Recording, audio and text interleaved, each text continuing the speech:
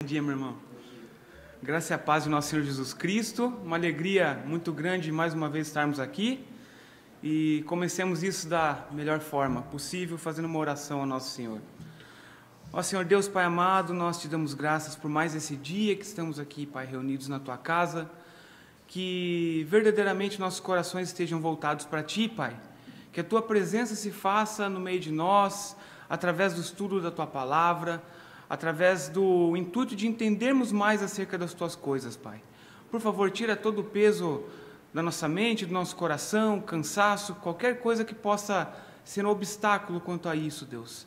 Mas para que sejamos verdadeiramente edificados pela Tua palavra. Assim nós te pedimos no nome santo de Jesus. Amém. Queridos irmãos, nós damos sequência em nosso EBD acerca da Cristologia, agora nossa aula 3, e na última aula nós vimos a necessidade da natureza humana na pessoa de Cristo. Então abordamos ali alguns versículos bíblicos, entramos em algumas defesas conceituais, para que nós compreendêssemos de fato que Cristo teve que ser homem, antes de todas as coisas. Mesmo ele já subsistindo como Deus, ele tornou-se homem. E hoje nós vamos ver na nossa aula alguns pontos, talvez a gente tente passar isso um pouco mais rapidamente, para a gente poder avançar nos temas aqui. Mas o primeiro desses temas, desses grandes temas que eu gostaria de enfatizar com os irmãos é o seguinte, que é justamente o que complementa o que nós vimos na aula anterior.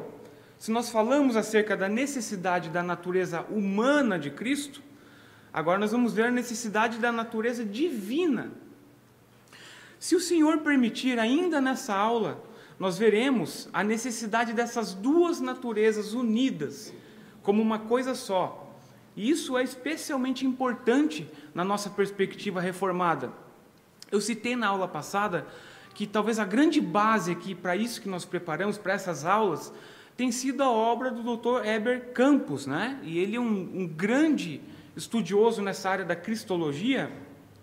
Ele propõe essa estrutura de pensamento para que nós possamos, de fato, compreender as nuances dessa cristologia numa perspectiva reformada, numa perspectiva calvinista. E talvez não seja possível a gente chegar ainda hoje lá, mas é talvez o assunto mais interessante aqui de toda essa primeira grande parte, que seria olhando para essa natureza humana, olhando para essa natureza divina, compreendendo que se trata de uma só pessoa, de um só Senhor, nós fazemos agora um contraste entre essas duas naturezas. Talvez seja a parte mais interessante aqui, que é essa coexistência de uma natureza humana e de uma natureza divina em nosso Senhor Jesus Cristo. Mas vamos lá, começando pelo início, portanto. Nós temos alguns pontos aqui tratando acerca dessa necessidade da natureza divina no Redentor. O primeiro deles o Redentor tinha de ser verdadeiro Deus para ser um poderoso Salvador. A ideia principal aqui, meus irmãos, é a seguinte: a redenção da humanidade não é pouca coisa. Portanto, é uma obra que transcende qualquer capacidade meramente humana. É por isso que um homem não conseguiria executar o que Cristo executou. Nós veremos isso à frente, mas se um homem morresse por outros homens, isso não seria possível. No máximo, ele morreria por ele mesmo. Se Deus concedesse essa possibilidade de, na morte, justificarmos o nosso próprio pecado, porque sabemos que não é isso que acontece.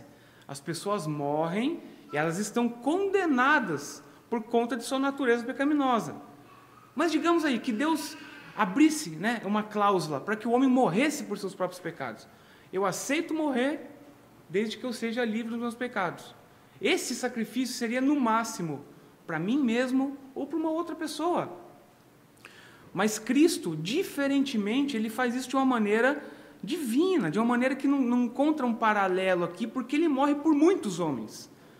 Ele perfeitamente poderia morrer por toda a humanidade.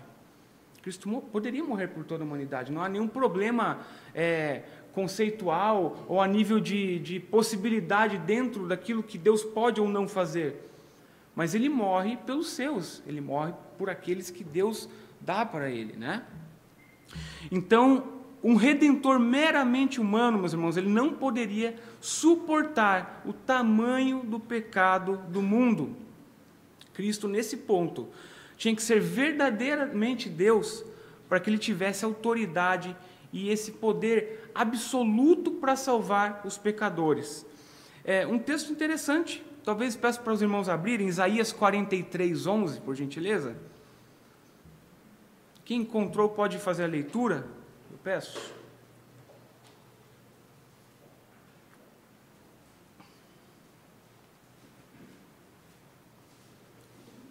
Esse texto mostra justamente que Cristo, ele é o Salvador, mas ele também é Deus. Então ele cumpre essa função de Salvador dos homens, Salvador daqueles que Deus escolheu antes da fundação do mundo, e Cristo detém essa deidade, essa divindade, para que ele possa executar isso. Alguém pode ler esse verso 43:11, por gentileza? Eu sou o Senhor, e fora de mim não há salvador. É isso mesmo, meus irmãos. Não há salvação fora de Cristo, porque somente Ele poderia fazer aquilo que havia sido predestinado a ser feito. Não há como ter um outro tipo de Salvador, salvação por obra, salvação, enfim, por algum tipo de subterfúgio que não seja a própria morte expiatória de nosso Senhor Jesus Cristo. O segundo ponto que nós temos aqui, irmãos, é o seguinte: o Redentor tinha de ser também divino para apresentar um sacrifício de valor infinito. Ou seja, já vimos aqui que esse tipo de sacrifício, ele demandava que fosse um tipo de pessoa divina, porque ele não poderia ser contido dentro de um sacrifício humano, talvez dizendo assim. Mas, além disso, o valor desse sacrifício de Cristo, né, ele verdadeiramente demanda isso, porque o pecado do homem contra Deus, ele é um pecado, né, contra um Deus infinito. Vamos pensar dessa forma assim. O pagamento a esse pecado é justamente também um pagamento infinito. Todos nós, quando estamos fora da graça de Deus, todos aqueles homens que não foram alcançados por Deus, eles têm uma morte que é para todo sempre. Portanto, a maneira como o sacrifício de Cristo se dá tem esse tipo de valor. Não se trata somente de algo temporal ou que está vinculado a um momento específico, né? Nenhum ser humano, por mais santo que fosse, poderia oferecer um sacrifício que fosse suficiente, né, para satisfazer a justiça divina. A gente está acostumado a ver na sociedade, né, as pessoas às vezes tendo problema judicial ou alguma questão litigiosa, e a pessoa vai lá e faz uma contrapartida, né? Por exemplo, as empresas que criam dívidas vão lá, fazem um depósito judicial, e isso segura lá a execução, né, daquele processo, ou então, de alguma maneira, tentam se entender ali para que essa dívida seja sanada. A ideia aqui é que a justiça de Deus, ela é uma justiça muito mais abrangente, profunda e infinita do que essa nossa concepção de justiça humana. Nós não poderíamos simplesmente chegar e tentar negociar com o Senhor acerca do pecado pelo qual nós somos culpados. Então, o sacrifício de Cristo ele vai ganhando essas nuances aqui quando a gente passa a olhar um pouco mais pormenorizadamente, né? Hebreus 9,14, alguém pode fazer a leitura, por gentileza? E aqui a gente vai ver que somente o próprio Deus, na pessoa do Filho, poderia oferecer um tipo de sacrifício com valor infinito e eterno. Que é o que nós queremos deixar claro aqui nesse ponto. Hebreus 9,14. Quem achou, por favor? Pode ler.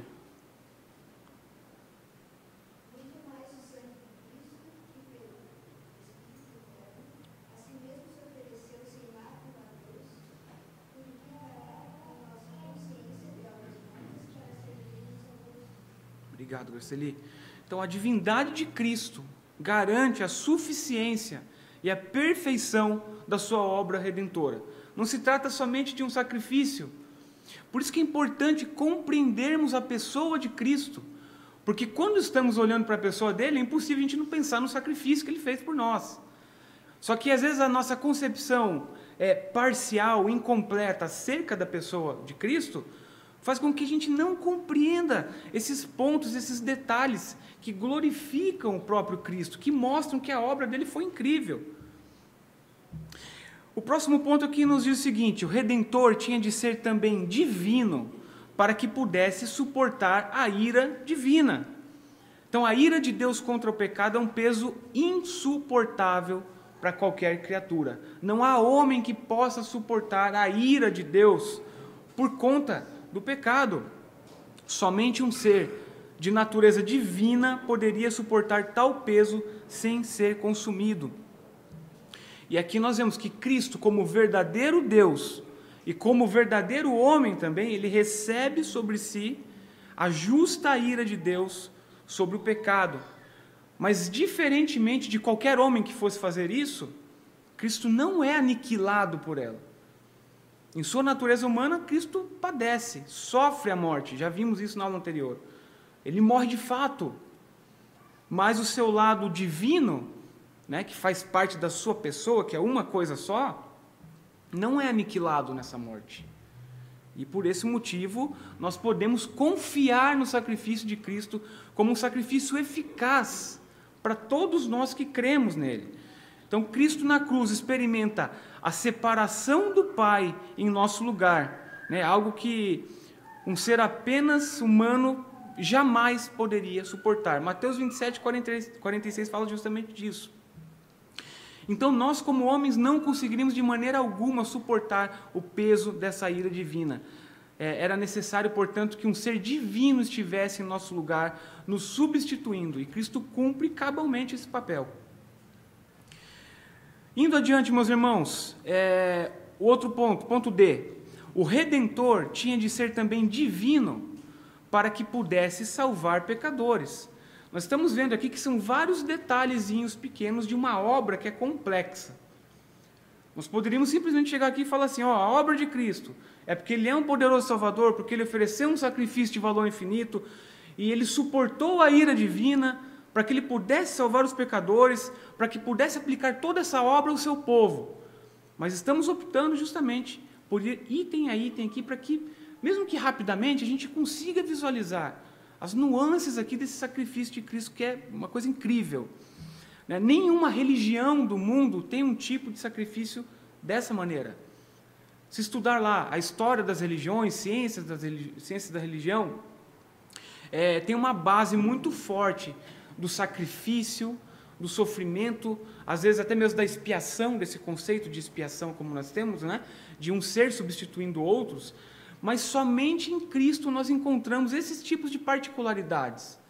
Um ser humano, um ser divino, um ser que venceu a morte, que não se deixou afetar pelo pecado, que compartilhou de uma natureza humana, mas dentro dessa natureza humana ele não pecou. Inclusive ele foi tentado, nós veremos isso adiante, né? Ele foi tentado, mas ele não pecou, justamente para cumprir a lei, para fazer toda a vontade de nosso Senhor. Então, nesse ponto aqui, ele tinha que ser divino para que pudesse salvar pecadores, porque a salvação não é apenas uma questão de pagar pelos pecados. A gente pode olhar só dessa maneira. Mas a salvação também diz muito respeito à transformação do pecador. Então, outro ser poderia lá pagar os pecados, talvez, mas Cristo faz muito além disso. Ele morre pelos pecados, ele paga pelos pecados. A justiça de Deus é plenamente executada e é satisfeita sobre Cristo.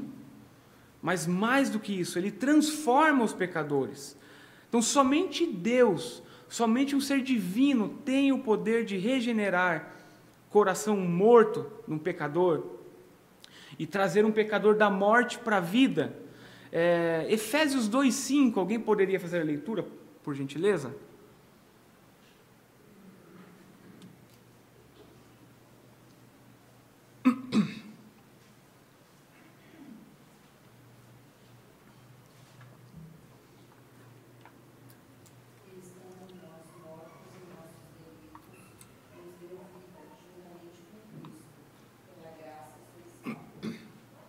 Obrigado, Deise.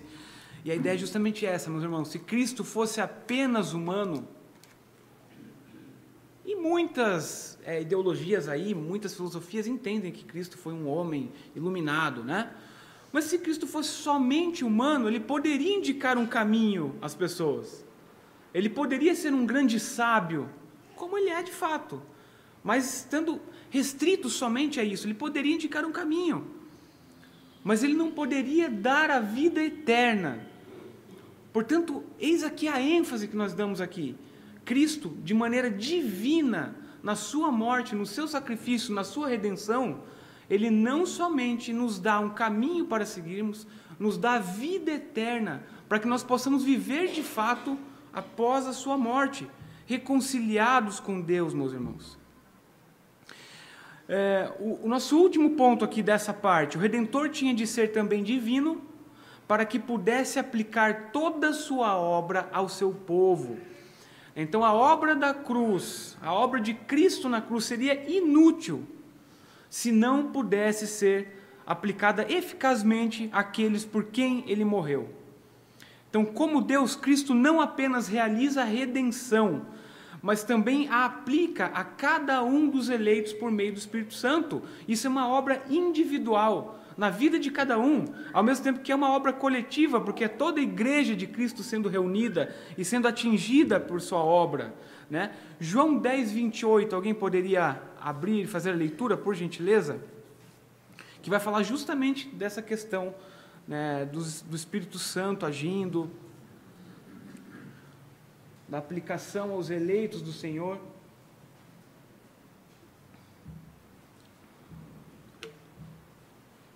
E a maneira como ele guarda os seus, né, principalmente.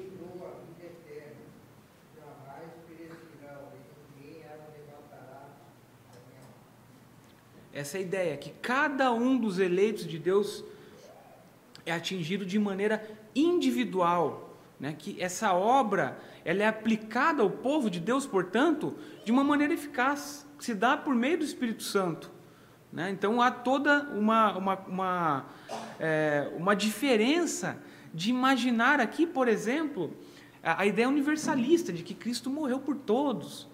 E dentro dessa universalidade também é um tipo de impessoalidade, né? O Espírito Santo não vai precisar agir na vida de alguém, já que todo mundo tem essa salvação, né? Toda a estrutura de salvação perde a sua lógica quando a gente olha sob essa perspectiva. Mas aqui nós vemos que verdadeiramente Cristo, ele faz isso de uma maneira individual, pessoal, e o Espírito Santo atua no meio dos seus para que nenhum daqueles que foram chamados, né, sejam de fato perdidos ali, saiam do caminho pelo qual o Senhor os chamou. E essa é uma certeza que nós temos que ter, porque a obra é de Cristo, não é nossa. Não somos nós que estamos aqui porque nós somos mais ou menos bons, né? Mas é totalmente pela graça de Deus, é a graça de Deus atuando em nossas vidas. E agora, meus irmãos, pensarmos aqui a necessidade das duas naturezas de Cristo unidas. Mais à frente eu vou falar um pouquinho acerca daquele conceito que eu já dei uma pincelada nas aulas anteriores, que é o conceito da união hipostática de Cristo, né? Que é a ideia de que Cristo ele é uma pessoa só, com duas naturezas, mas indissolúveis, de forma que a gente pode se referir a Cristo como uma pessoa. É assim que a gente tem que fazer. A gente está ressaltando esse ponto aqui porque ele é o mais importante de tudo.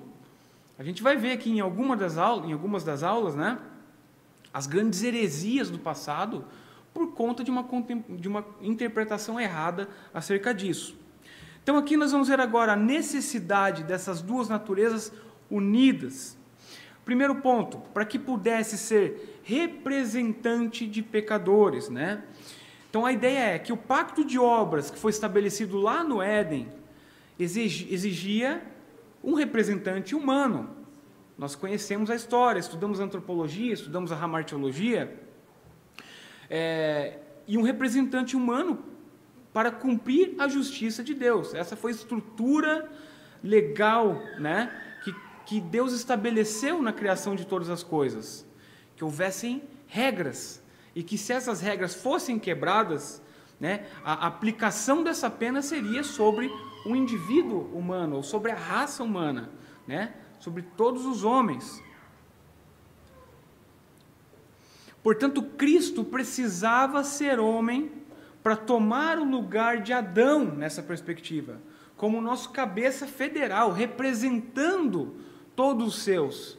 Cristo necessitava, portanto, de uma natureza igual à natureza dos primeiros homens criados e igual à nossa natureza, para que ele cumprisse com essa ordem de justiça estabelecida pelo próprio Deus.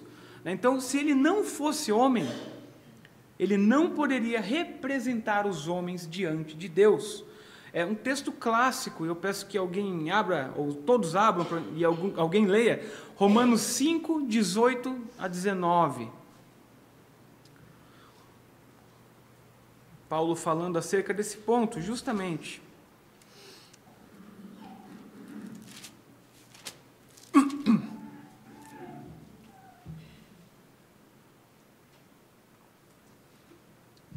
Quem achou pode ler, por gentileza. Como por uma só ofensa veio o juízo sobre todos os homens para a condenação, assim também, por um só ato de justiça, veio a graça sobre todos os homens para a justificação da vida.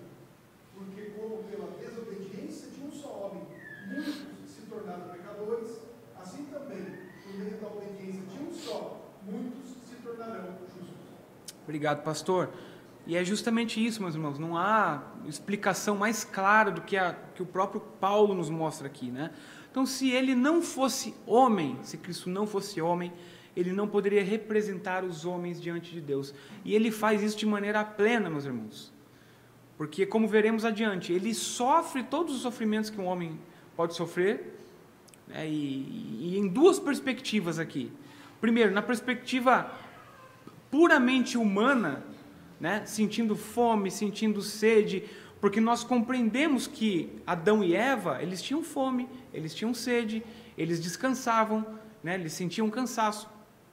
Mas também, Cristo, ele está debaixo do pecado do mundo, sofrendo aquilo que o mundo pode causar de mal aos homens, a dor, o sofrimento, e mesmo assim, ele não deixa, né, de ser santo, ele não peca, ele participa com os homens no peso do pecado, do peso da tentação, mas ele não se contamina, ele é 100% santo. E isso até nos constrói, né?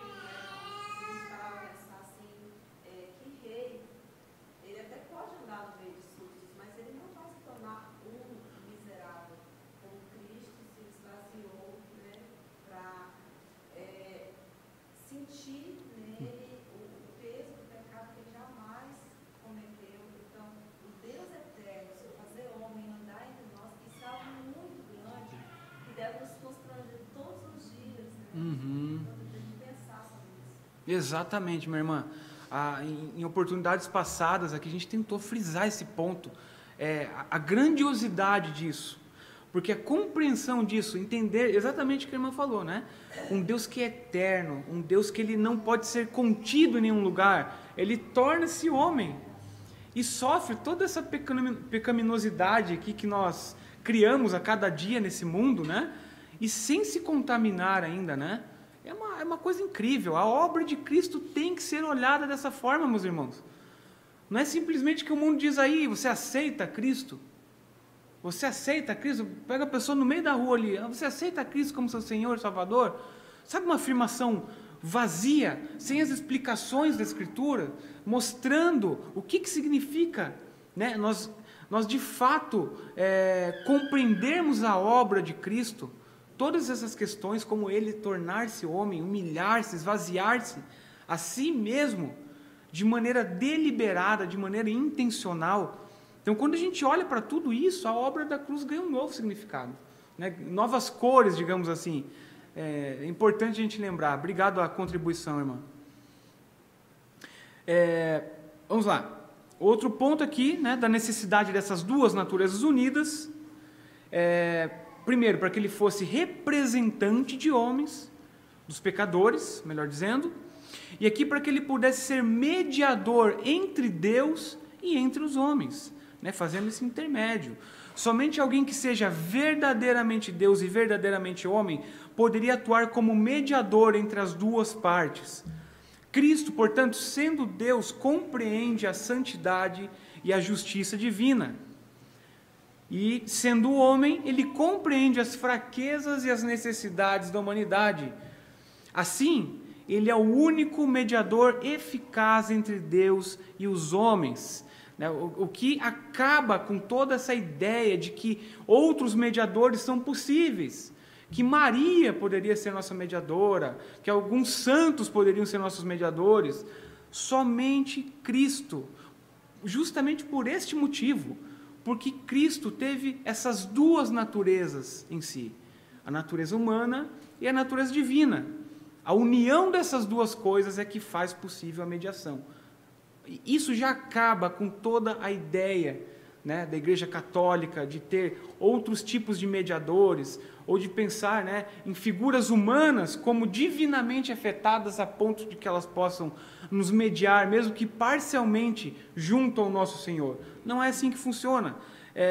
1 Timóteo 2,5, se alguém puder fazer a leitura, por gentileza.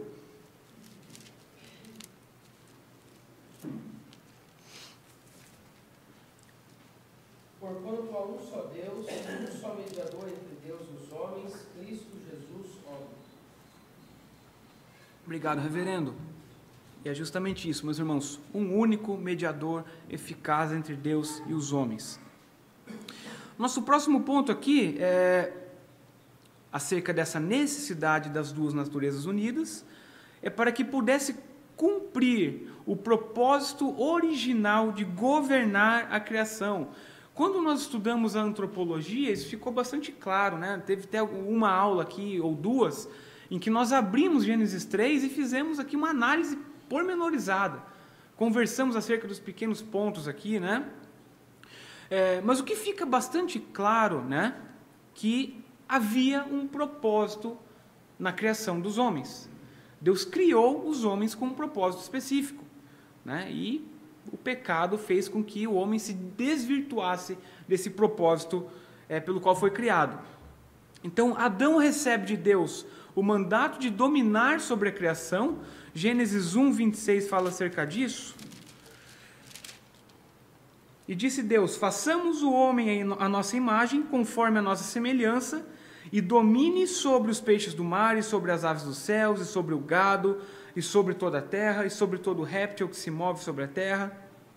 Em outras partes aqui, esse mesmo entendimento, ou essa mesma disposição acerca da criação do homem, é enfatizada ainda no primeiro capítulo de Gênesis. O que ocorre que, diante disso, Adão fracassa. Então, Cristo, como o último Adão, ele restaura essa missão e ele reina sobre todas as coisas. Hebreus 2, 8 a 9. Peço por gentileza que alguém faça a leitura. Hebreus 2, 8 a 9. Cristo, portanto, faz o papel que Adão não conseguiu fazer, né? Que Adão não conseguiu cumprir. Cristo faz de maneira plena, de maneira perfeita.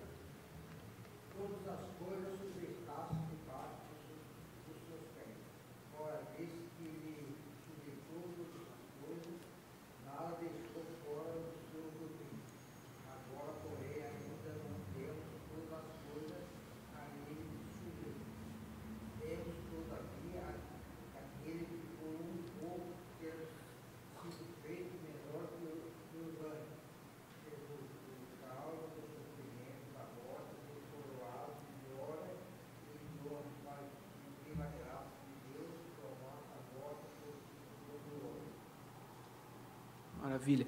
Obrigado, irmão. A ideia é que se Cristo fosse apenas Deus e não fosse homem, esse governo aqui, ou esse domínio, ele não teria nenhuma relação com a humanidade.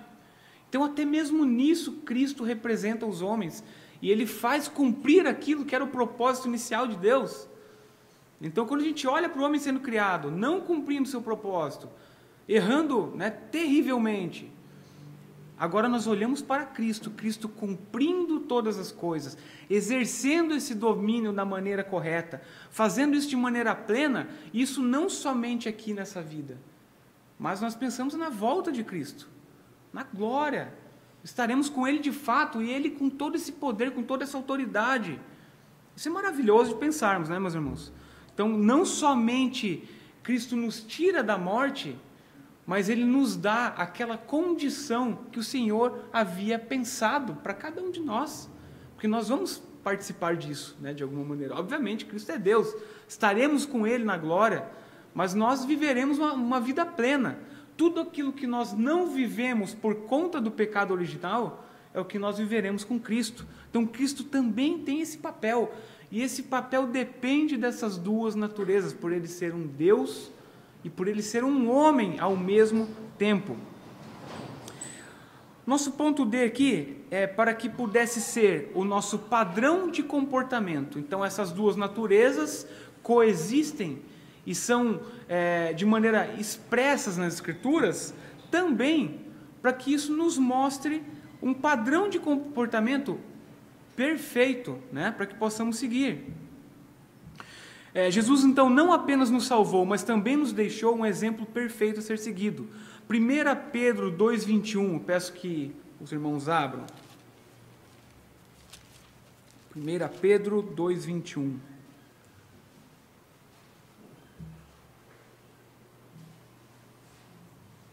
Cristo aqui é enfatizado como o grande exemplo para os homens.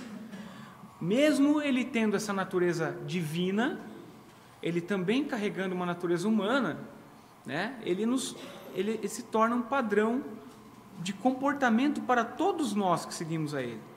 1 Pedro 2,21, quem achou pode ler por gentileza?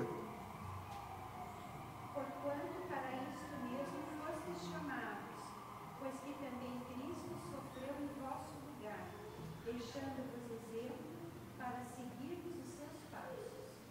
Interessante, né? Seguir os passos de Cristo. Fazer aquilo que Ele fez. Um ser divino, com toda a sua complexidade, mas também um ser humano, que viveu como nós, que padeceu, que sentiu fome, que sentiu cansaço, que em diversos momentos foi tentado, mas Ele agiu de maneira positiva face a cada uma dessas adversidades que Ele encontrou no seu caminho. Portanto, Cristo é aqui um padrão de comportamento para todos nós. E o último ponto dessa parte é, para que pudesse ser o padrão da totalidade de nossa natureza humana. A ideia aqui é que Cristo é o modelo perfeito do que a humanidade foi criada para ser. Mais ou menos o que falamos antes. Ele é a expressão final do homem, segundo o coração de Deus. Cristo cumpre e Cristo vive nesse mundo aqui de uma maneira como nós deveríamos ter vivido. Muitos se assombram com a maneira como Cristo viveu, porque nossa mentalidade está já imersa no pecado. O homem tem a sua consciência, maculada por essa natureza. Mas a ideia é justamente que Cristo é a expressão final do homem, segundo o coração de Deus. Na glorificação de Cristo, Ele nos mostra o destino final da humanidade remida. Último verso aqui para essa parte, Filipenses 3:21. Quem achou, por favor, peço que faça a leitura. E a gente vê na sociedade muito essa ideia de tornar homens modelos de conduta. E também não é errado a gente pensar, que alguns aspectos da vida de homens piedosos são realmente ensinos para nós, na nossa vida. Por exemplo, a gente olha grandes homens do passado com suas rotinas piedosas, a gente olha para os puritanos com sua vida de oração, com sua vida de piedade, com sua maneira de enxergar o mundo. Mesmo homens que são relatados nas Escrituras, como Daniel. Quem não gostaria de ter uma vida de oração como Daniel? Mas a ideia é, estes homens, todos eles são falhos. Somente Cristo pode ser o modelo principal. Filipenses 3:21, por favor.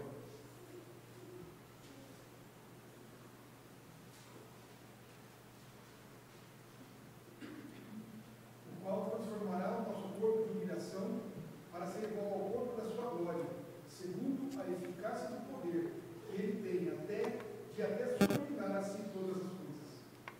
Obrigado, pastor.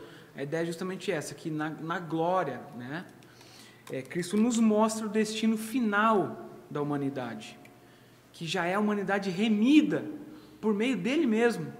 Então nós encontramos o nosso propósito final, nosso propósito maior, nesse momento em que nós estaremos na glória com Cristo. Por isso que esse deve ser o anseio maior na vida de um crente.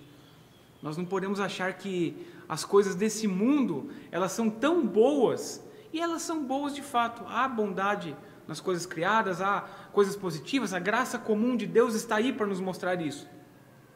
Mas quando olhamos, mesmo que de maneira incompleta ou parcial, para aquilo que haverá na glória, isso assim simplesmente é chocante.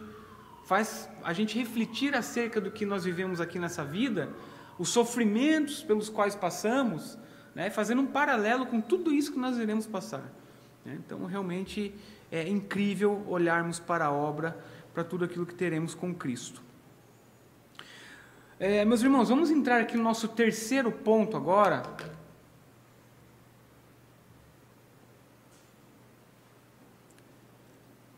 Só um segundo. E a ideia aqui é nós olharmos agora para a complexidade de Cristo e fazendo um contraste entre essas duas naturezas dele. E é um contraste justamente porque não há um choque entre uma natureza humana e uma natureza divina. São coisas que se complementam de uma maneira que somente Cristo pode fazer.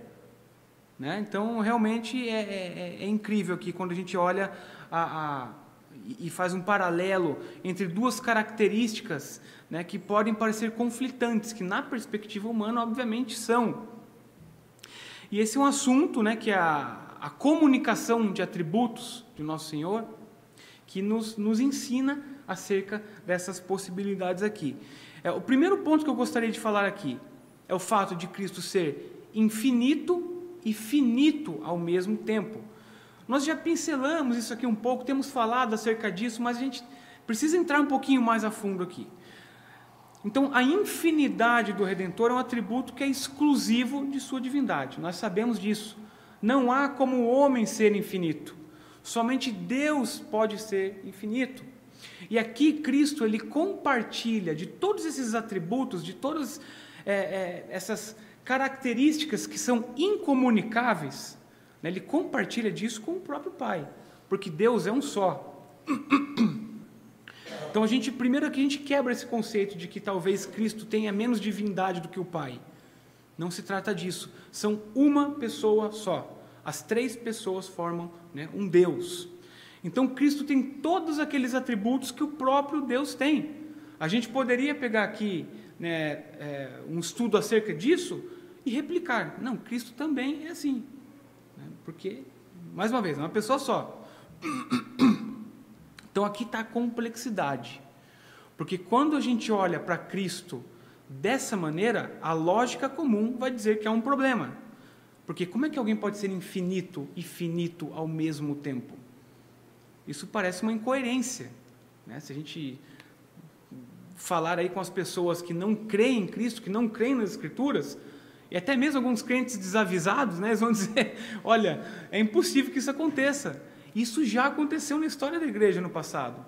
Imaginar um Cristo que ele não pode carregar essas duas coisas ao mesmo tempo.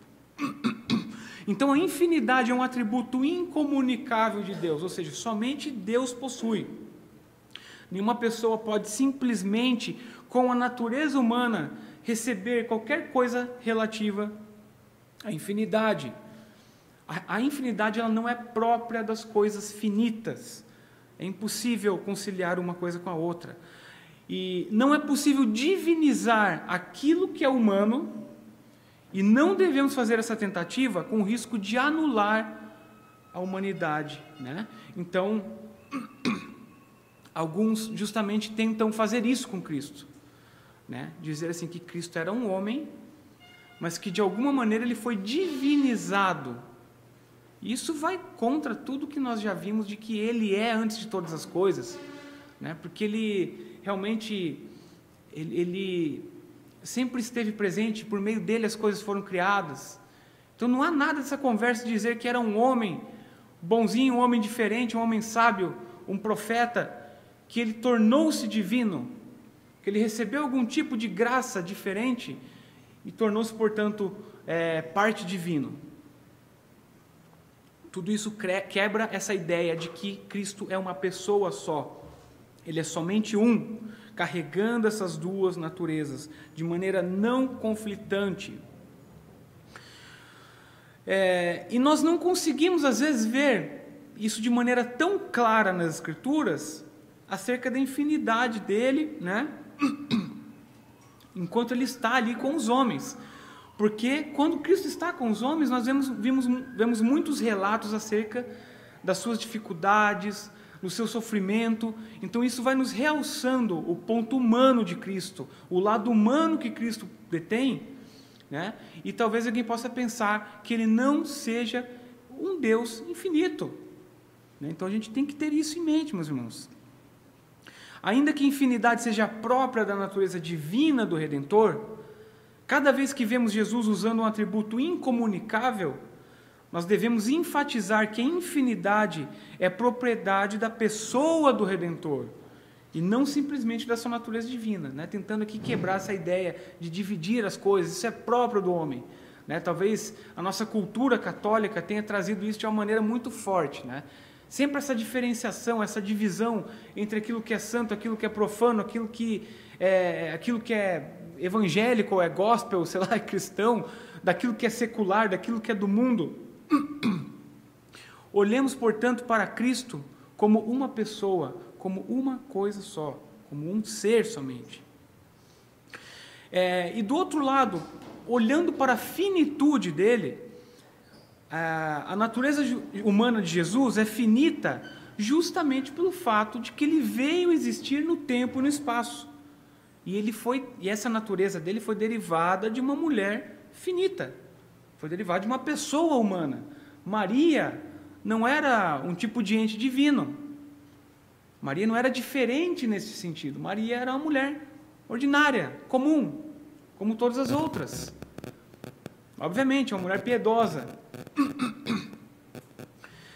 E em detrimento, ou melhor, em face dessa natureza, Cristo torna-se homem, quando ele nasce, quando ele é concebido.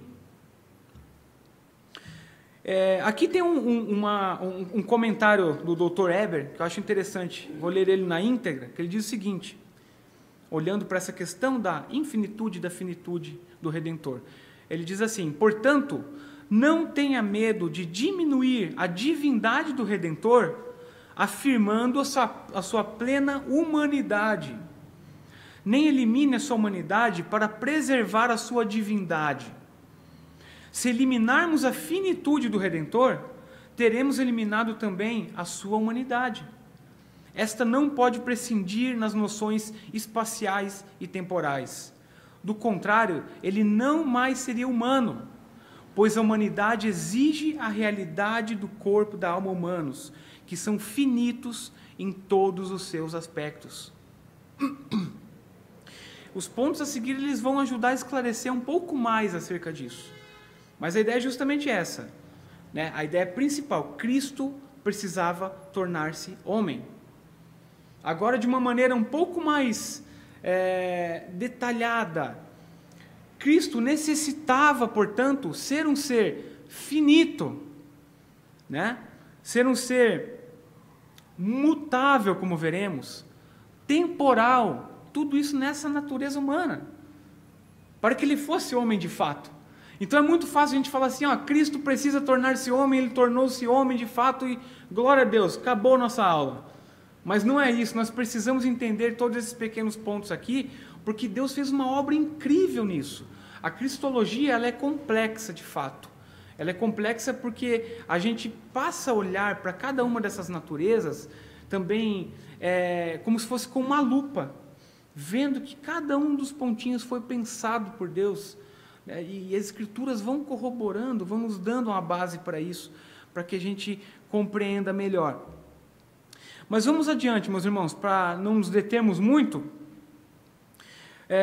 O próximo ponto que nós temos aqui é que Cristo era, ao mesmo tempo, independente e dependente.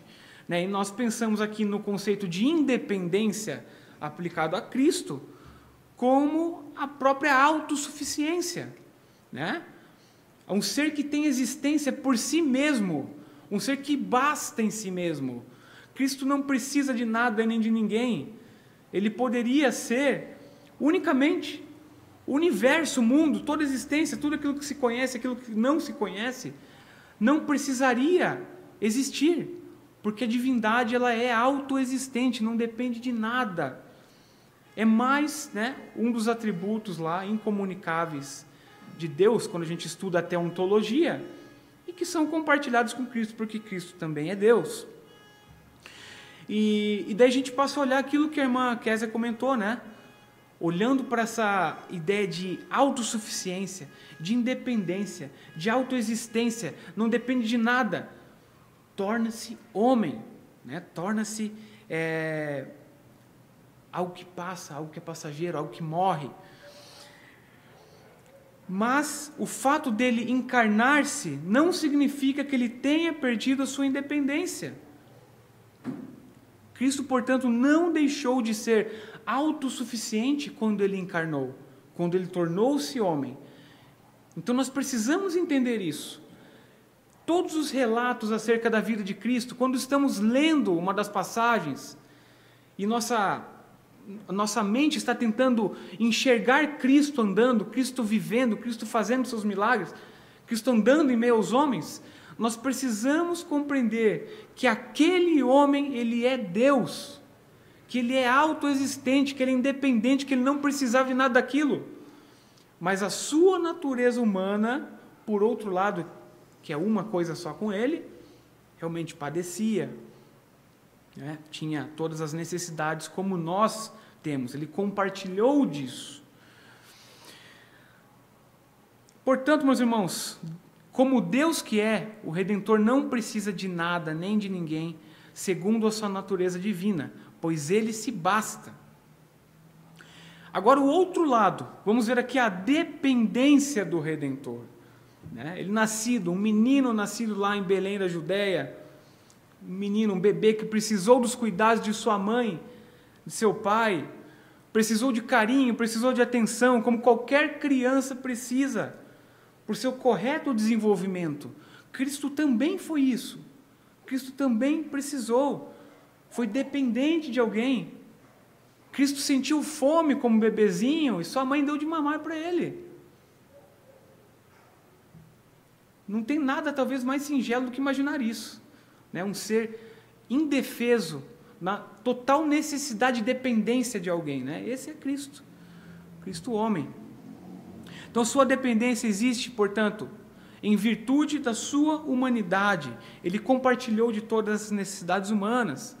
Ele também precisou aprender muitas coisas para exercer os seus ofícios, para fazer aquilo que ele precisava fazer. Ele carecia, inclusive, da assistência do Espírito Santo como homem. Lá em Lucas 4, 18 e 19, diz assim: o Espírito do Senhor está sobre mim, pelo que me ungiu para evangelizar aos pobres, enviou-me para proclamar libertação aos cativos e restauração da vista aos cegos, para pôr em liberdade os oprimidos e apregoar o ano aceitável do Senhor. Então Cristo reconhece aqui o efeito do Espírito Santo sobre ele. Um ser, portanto, humano, dependente do Espírito Santo, um ser incapaz de fazer essas boas obras, mas que precisa, portanto, dessa atividade divina sobre si. Agora, num contexto, obviamente, humano, porque nós também sabemos, pelo estudo acerca do homem, acerca do mundo, acerca do pecado, somos incapazes de fazer o bem. Se há alguma bondade, se há alguma virtude nas coisas que nós vemos por aí, isso é totalmente a graça de Deus. Diferentemente de alguns que vão negar que há algo de bom no mundo, ou algo de bom na criação, ou que a criação caiu de maneira vertiginosa, a ponto do homem ser absolutamente depravado, nós, como calvinistas, como reformados, uma tradição reformada, nós compreendemos que a depravação ela é total, atingindo todas as faculdades humanas, todas as capacidades humanas, cognitivas, criatividade, tudo aquilo que nós podemos pensar que o homem pode fazer, está afetado pelo pecado. Todavia, nós ainda assim podemos fazer coisas boas por meio da graça de Deus, né? E nós necessitamos, portanto, dessa graça sobre nós. Meus irmãos, eu acredito que o próximo ponto aqui, se eu começar ele agora, talvez eu não consiga terminar. Bom, eu vou tentar, vamos tentar aqui, a gente dá uma corrida. Que é a respeito da imutabilidade e da mutabilidade de Cristo. Cristo carregando ao mesmo tempo, né, essas características, né?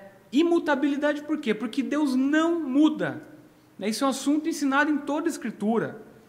Em várias coisas, o Salvador, portanto, é imutável por conta da sua divindade. O seu amor é imutável, porque Ele ama os seus discípulos até o fim. João 13:1 diz isso. A sua constância é um tipo de constância admirável. Nenhum homem consegue ser constante como Cristo foi. Nós não conseguimos, meus irmãos, simplesmente viver uma vida piedosa, uma vida santificada como Cristo fez. Portanto, a sua constância ela é admirável, nos mostra que Ele é, em todas as coisas, como diz Hebreus 13:8, o mesmo ontem, hoje e o que será para todos sempre. Por causa dessa divindade também, Cristo é plenamente confiável nos seus ensinos. Aquilo que Ele diz é a mesma coisa, não vai se alterar ao longo do tempo, no curso da história. O tempo passou e pronto, agora nós temos um novo ensino aqui. Não falaram esses dias aí sobre a necessidade de se atualizar a Bíblia, de se atualizar as Escrituras? Um cidadão dito, auto-intitulado pastor, bastante conhecido. Atualizar o quê, meus irmãos? O que nós precisamos atualizar? O conselho de Deus é eterno. O seu ensino é perfeito. Da mesma forma, esta característica está no Redentor, está em Cristo. Tudo que se diz, portanto, da imutabilidade de Deus, o Pai, deve-se dizer do Filho encarnado, porque são o mesmo em essência. Ambos são a mesma pessoa. Então, se a gente retirar a natureza imutável da divindade do nosso Redentor, ele não mais poderá ser Deus. Então, não pode mais ser nosso Redentor. Essa característica está intrínseca na pessoa de Cristo, olhando para a sua natureza divina. E o contraponto, é justamente a mutabilidade de Cristo. Mas Cristo não mudou de alguma forma em sua vida humana? Mudou. Então, a mutabilidade ela é justamente um atributo da nossa natureza humana, faz parte de nós. Façam um teste, meu irmão. Escreva um texto hoje, um texto reflexivo, uma coisa que você pense sobre algo, sobre a vida, sobre Deus. Daqui a 5 anos, daqui a 10 anos, daqui a 15 anos, você pega e leia esse texto. Você vai falar assim, nossa, mas parece outra pessoa. Olha como eu mudei. Olhem quantas convicções nós temos ao longo de nossas vidas e nós acabamos mudando.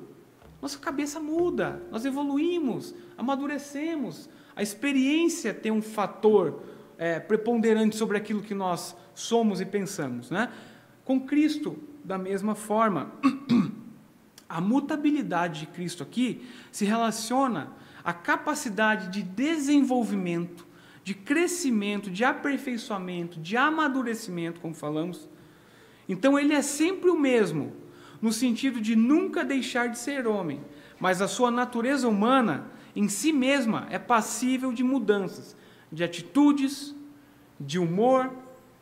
Houve um desenvolvimento, portanto, em todas as áreas da natureza humana do Redentor.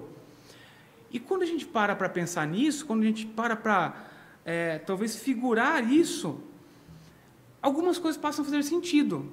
Por que o ministério de Cristo, o Deus homem, não se iniciou com 15 anos de idade?